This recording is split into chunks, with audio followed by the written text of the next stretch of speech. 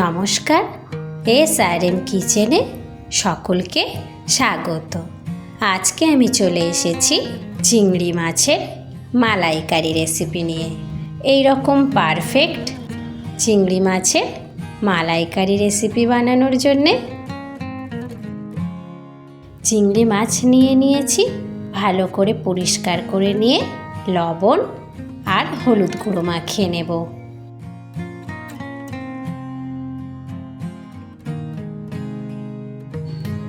চিংড়ি মাছগুলোর মধ্যে কাঠি লাগিয়ে নেওয়ার জন্যে কাঠি নিয়েছি, আর একটি করে চিংড়ি মাছের মধ্যে একটি করে কাঠি লাগিয়ে নেব।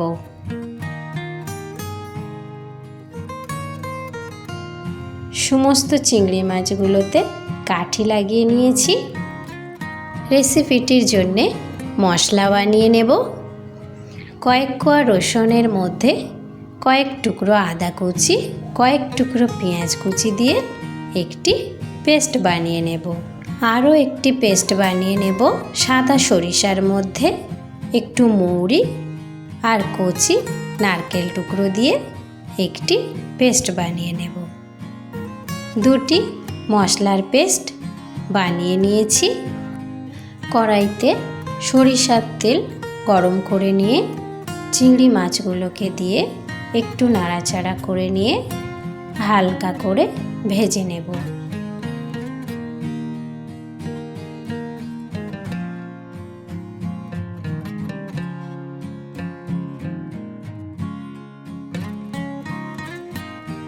ভেজে নিয়েছি। বাকি তেলের মধ্যে গোটা গরম মশলার ফোড়ন দিয়ে দিলাম। আদা রসুন আর পেঁয়াজের পেস্টটাকে দিয়ে দিলাম। হালকা একটু কষে নেব। উপর থেকে তেল ভাজতে শুরু করলেই সামান্য একটু হলুদ গুঁড়ো আর কাশ্মীরি লঙ্কার গুঁড়ো ছড়িয়ে দেব। স্বাদ মতো লবণ দিয়ে ভালো করে মশলাটিকে কষে নেব। এবার দিয়ে দেব সাদা সরিষা, মৌরি আর কচি নারকেলের পেস্টটাকে। একটু নাড়াচাড়া করে নিয়েই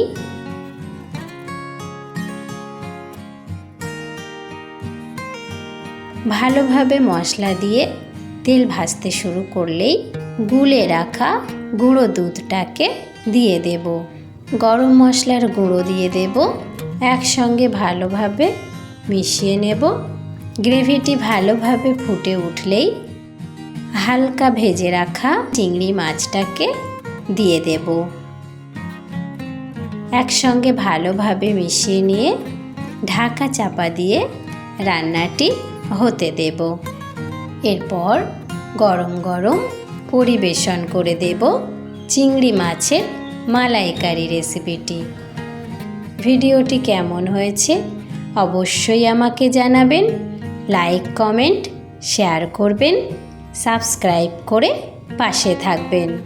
ধন্যবাদ সকলকেই।